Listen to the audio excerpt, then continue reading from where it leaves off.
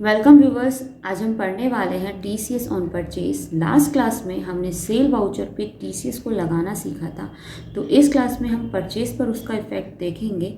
TCS चाहे cell हो या परचेज, अगर हम उसका अमाउंट पे कर रहे हैं तो वो टोटल सेल या परचेज पर ही हमें पे करना पड़ता है।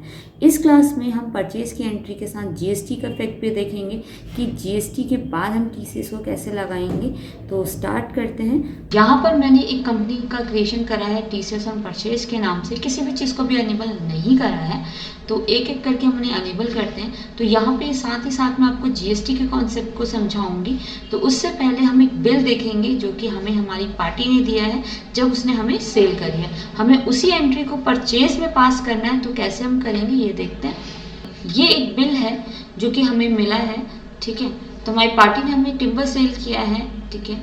तो यहाँ पर जो क्वांटिटी है वो 100 मीटर है और रेट 150 पर मीटर का रेट है यहाँ पर।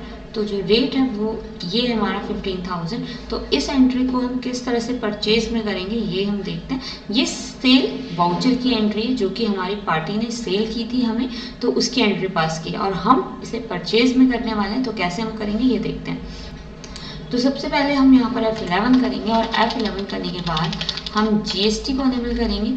जीएसटी में सेम वही पुराने कॉन्सेप्ट्स रहने वाले हैं कि आप यहाँ पे एक जीएसटी नंबर डालेंगे, तो मैं कुछ भी डाल रही हूँ। और उसके बाद हम इस ऑप्शन को करेंगे yes, set order GST detail को यस करने के बाद यहाँ पर आप HSN नंबर डालेंगे। तो आपके प्रोडक्ट के लिए कोई भी HSN नंबर जो है वो असाइन होगा।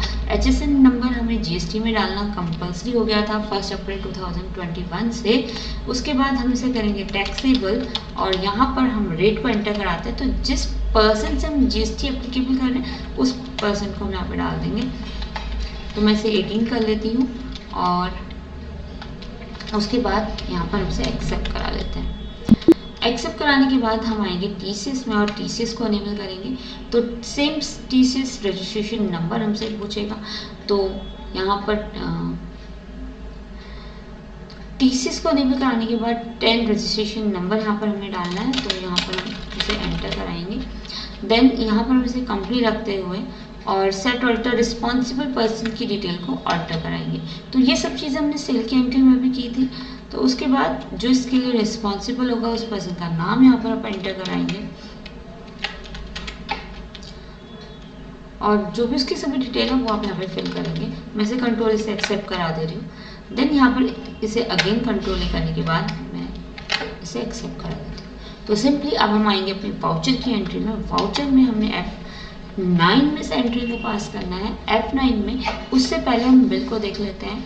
तो यहाँ पर जो हमारा बिल था तो इनवॉइस नंबर हमें कुछ जो सप्लायर इनवॉइस है उसे हम 1 डाल देंगे। देन डेट यहाँ पर हम डाल लेंगे। पार्टी नेम किससे हमने परचेज करी है, ठीक है। तो हमने जिससे भी परचेज करी है उसका नाम यहाँ पर आएगा। तो मैं यहाँ पे डाल देती हूँ मोहित कॉर्पोरेशन करके और इसे मैं डाल देती हूँ हमारे सन्ड्री क्रेडिटर, क्योंकि हम परचेज कर रहे हैं तो इसे क्रेडिटर करेंगे।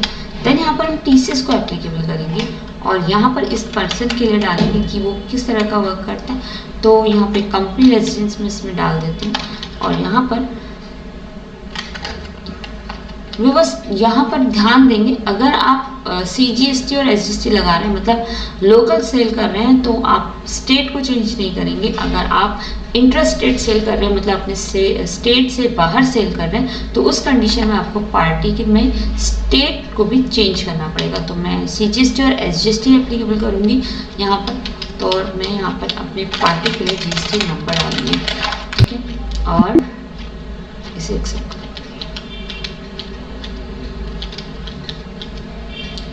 परचेज में हम ऑल्ट करेंगे और यहाँ पे परचेज के लेवल को क्रिएट करेंगे। परचेज में डालेंगे और यहाँ से जीएसटी के लिए से यस करेंगे। देन इसे हम डालेंगे सेम परचेज टैक्सेबल के अंदर और अगेन गुड्स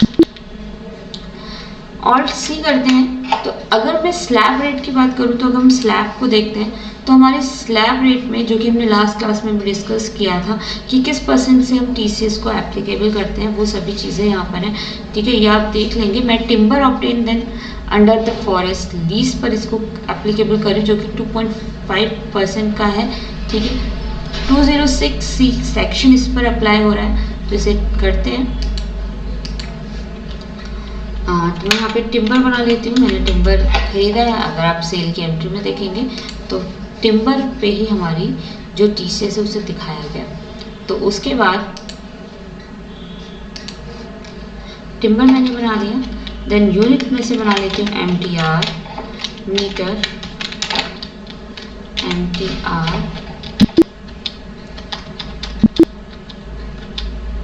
देन 100 और रेट है 150, ठीक है, ये हो गया। देन यहाँ पे Alt+C करते हैं, CGST का लेज़र क्रिएट करते हैं। ड्यूटीज एंड टैक्सेस में से डालेंगे, GST से करेंगे, सेंटर में से डालेंगे, और यहाँ पर कुछ डिफाइन नहीं कर रहे हैं। देन उसके बाद हम बनाएंगे SGST, जिसे हम ड्यूटीज एंड टैक्सेस में डालेंगे, GST, स्टेट, देन अनडिफाइंड। इसके बाद हम बनाएंगे TCS। तो यहाँ पर हम TCS के लेज़र को क्रिएट करते हैं, Alt+C करेंगे, TCS। यहाँ पे व्यूअर्स हम इसे डालेंगे हमारी करंट एसेट्स के अंदर। हम इसे करंट एसेट्स में क्यों डालेंगे? क्योंकि ये हम इसे क्योंकि TCS को परचेज में हम एसेट्स मान के चलते हैं। क्यों मान के चलते हैं? क्योंकि at the end of the year जब हम ITR फिल करेंगे तो हमें जो TCS है वो रिटर्न हो जाता है, ठीक, नॉट एप्लीकेबल।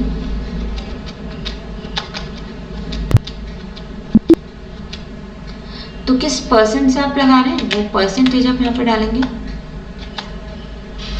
ये कैलकुलेट हो गया।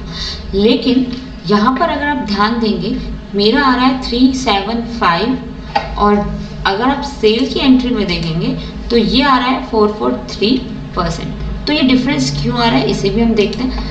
ये डिफरेंस इसलिए आ रहा है क्योंकि जो 2.5% है वो इसने कैलकुलेट कर लिया है हमारे 15,000 पर, जबकि हम ये चाहते हैं कि ये कैलकुलेट करें आफ्टर GST। मीन्स इसमें आपका GST का अमाउंट भी ऐड होना चाहिए। जो हमारा सप्लायर है उसने यहाँ पर हमारे GST के टोटल अमाउंट पर भी TCS को अप्लाई किया है। तो यहाँ पर हम क्या करेंगे, यहाँ पर हमने करना है F12, और F12 में हम यहाँ पर कैलकुलेट टैक्स ऑन करंट सब टोटल, इसको करेंगे यस।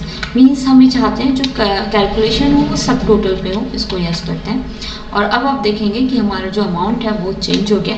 देन अगर आपका अमाउंट पॉइंट में आ रहा है तो इसके लिए हम यहाँ पर राउंड ऑफ के लेज़र को भी क्रिएट कर सकते हैं। तो Alt+C करते हैं, हम इसे राउंड ऑफ करते हैं, जिसे हम डायरेक्ट में डाल देते हैं, डायरेक्ट एक्सपेंसेस में, इनवॉइस राउंडिंग, और इसे हम एक्सेप्ट करा देते हैं। तो हमारा अमाउंट जो है वो राउंड ऑफ हो गया और हम इसे एक्सेप्ट करा देंगे। एक्सेप्ट कराने के बाद ये एंट्री कहाँ पर अपना इफेक्ट दिखाएगी उसे हम देखते हैं। स्किप करेंगे।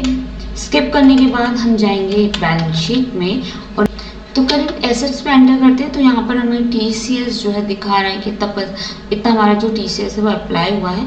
अगर आप बैलेंस शीट में ऑल्ट के साथ F11 करेंगे तो यहाँ पर भी दिखाएगा। देन प्रॉफिट एंड लॉस में भी आपको शो करेगा।